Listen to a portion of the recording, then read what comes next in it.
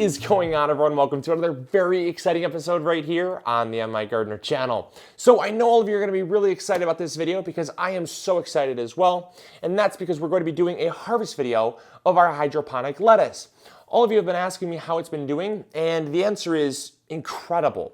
We actually, before we left on our little mini vacation that we took as a family, we had to harvest our Grand Rapids leaf lettuce. And that's because it was doing so well that it was actually harming the other lettuce. And it's not because the other lettuce was not doing as well. It's just because my mistake of putting a really tall growth habited plant with all of these shorter growth habited plants.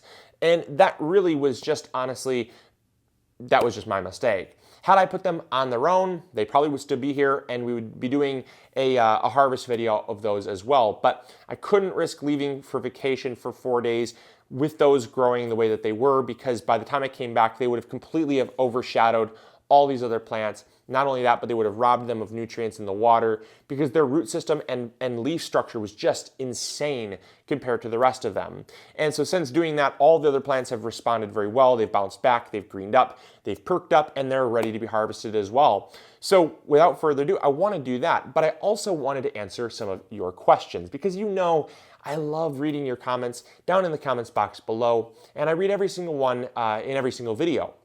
One of the things that all of you have been asking about is the cost. Is the cost something that would be at all, worth doing? Is it something that is sustainable financially? And the answer is, shockingly, yes. All of you that have been watching this channel for some time know that a few years back we did a test of growing hydroponically and seeing if it was financially feasible to grow food indoors underneath artificial lights with a hydroponic setup and see if you could see a return on your investment.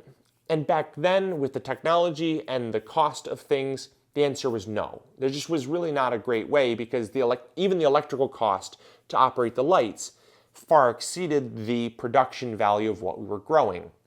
And to my amazement, not only have these LEDs, which are much newer technology and much more efficient on electricity, they are so much faster at growing crops. Our average turnaround time for these crops was about 30 days. That's 1 month, folks, 1 month. From seedling to harvest, 1 month. And that just blows my mind. The average electrical cost for these lights, all of them, all six of these LED panels is only $20 a month. $20 a month for all of those panels to be operating for 16 hours a day. That's just incredible because if you look at the average cost of lettuce, at least here at our local grocery store, for an artisan head of lettuce is about $3. That means that in this setup alone, we would have grown roughly $24 of lettuce. And that is just amazing because of the fact that we're only using $20 of electricity to use all these lights, and in this system alone we've grown $24 worth of lettuce, and that means everything else is just a bonus. That everything else is just recouping the cost, and you're saving money on your food costs, or you're making money on the side selling this stuff, and I think that's just awesome. I think it's great. And I do want to point out also, a lot of you have asked, is this organic? Is this something that you'd promote? Well, I can't promote it as being organic because it's not. I'm not going to lie and say that it is. These tomatoes here are growing organically because they're in an organic soil and they're being grown organically. However, hydroponics is not organic. It just isn't.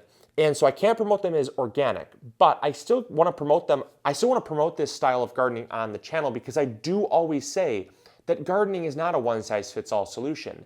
And we've had a lot of people since doing this series email us. In fact, there was a gentleman living in New York City that said that he was actually going to start doing a setup like this because he lived on the 30th floor of a high-rise building. And this type of gardening was actually attainable for him, whereas a regular in-ground garden obviously is completely impossible. And since he didn't have a balcony, he really couldn't do any container gardening as well. So he was forced to just buy his produce.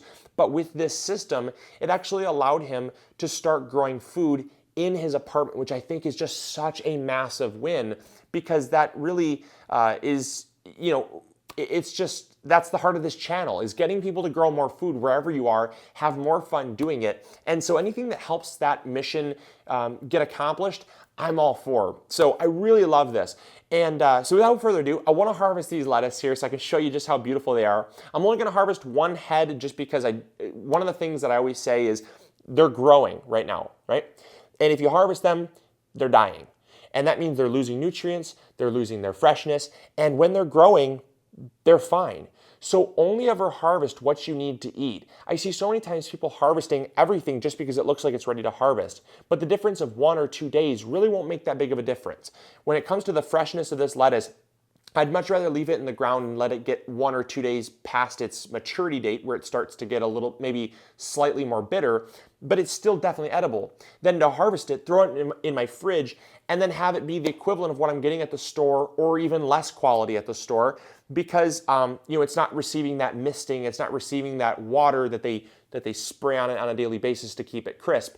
This would just be sitting in my fridge, losing value to me, and instead it's actually it's retaining its value by sitting in this grow bin here. So here is some of the first lettuces I started. As you can see, they're starting to get a little bit crazy here. These are the Butter Crunch Bib lettuces. So those are going to be harvested because they're definitely really needing to be picked. But the other ones, really not looking too bad. These are beautiful, beautiful Bib lettuces. This is the Bronze Mignonette. The Bronze Mignonette is just looking incredible, ready to be harvested as well. But like I said, we'll pick the ones that need to be harvested first, so that these ones can stay fresh. And over here, check out this lettuce. Oh my gosh, look at how incredible this lettuce is. Look at this Bronze Guard. Look at this Bronze Guard lettuce. It's absolutely behemoth. And not to mention, look at how awesome this Tango leaf lettuce is. I always say, folks, our favorite lettuce in the world is the Tango leaf lettuce. This is just such a great lettuce.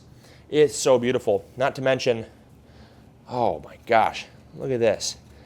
This is again the Bronze Mignonette. It's got a little bit of leaf burn here, just from some dry heat. We had the heat turned on while we were gone because how cold it was. We didn't want the pipes to freeze, so we had the heat really pumping down here, and it did get a little bit of heat burn from the dry air down here because the humidifier ran out of water, of course. But check this out. Look at this one. This again is the Tango leaf lettuce, ready to be harvested. And some more beautiful, gorgeous, gorgeous lettuce here. Just incredible. All this stuff is just as big, if not larger, than you'd get in the store. And it's perfect. It's absolutely perfect. So we're gonna do a harvest now and make some salad. Now I did want to mention really quick as well, our microgreens. So we're going to be doing a harvest video on microgreens, but all of you wanted an update on how they looked. And as you can see, they're looking incredible. Super lush, super thick, and super healthy. These are the broccoli, as you can see, broccoli microgreens, and they're just doing awesome. So these ones are going to be harvested real soon. All right, let's harvest these Bib lettuces here. Obviously, some of the leaves might not be the best because of how mature these got. I really should have picked them sooner, but the thing is we were on vacation for 4 days, and that was really all it took for them to get so insane. So, but they're still going to eat up beautifully. There's one. They're not producing very much milk. They're producing a tiny bit, but that milkiness is what you get when plants get a little bit past their prime.